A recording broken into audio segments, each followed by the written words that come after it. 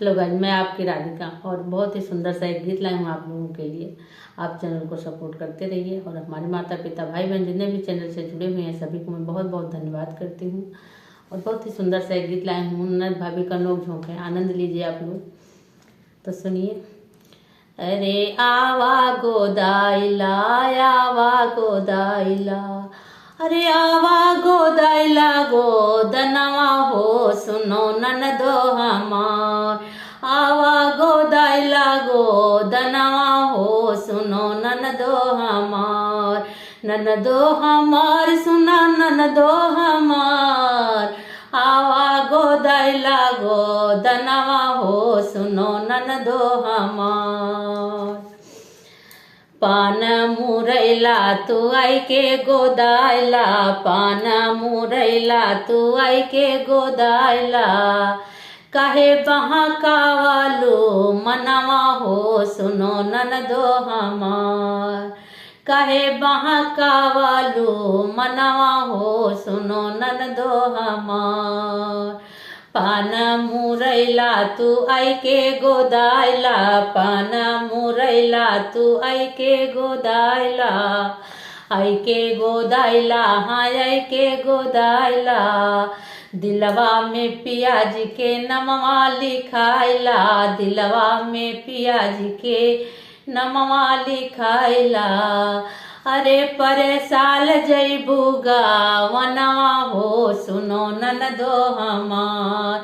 परे साल जैबूगा वनवा हो, सुनो ननदो हमार। ननदो हमार सुनो ननदो हमार। कहे बहकावालू मनवा हो, सुनो ननदो हमार।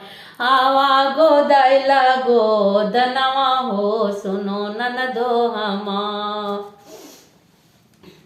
ननदो हमार सुनो ननदो हमार।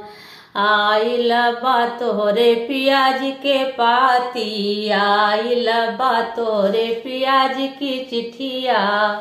आइल बा तोहरे पियाज की पाती। डोलिया कहार लेके आई है बराती, डोलिया कहार लेके आई है बराती। अरे बनल बा सुंदर सा गुनवा हो, सुनो ननदो हमार। बनल बा सुंदर सा गुनवा हो, सुनो ननदो हमार। ननदो हमार सुनो ननदो हमार। कहे बहकावालू मनवा हो, सुनो ननदो हमार। आवा गोदाइला गोदनवा हो, सुनो ननदो हमार। ननदो हमार सुनो ननदो हमार। कहे बहकावालू मनवा हो, सुनो ननदो हमार। पूछी है साजनवा तो काऊ बतैबू, पूछी है साजनवा तो काऊ बतैबू। मरी है मेहनवा तो बड़ा पछितैबू, मरी है तनवा तो बड़ा पछितैबू।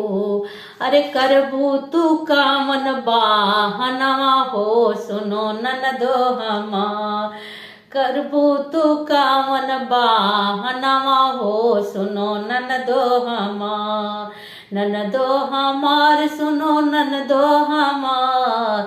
कहे बहकावालू मनवा हो, सुनो ननदो हमार।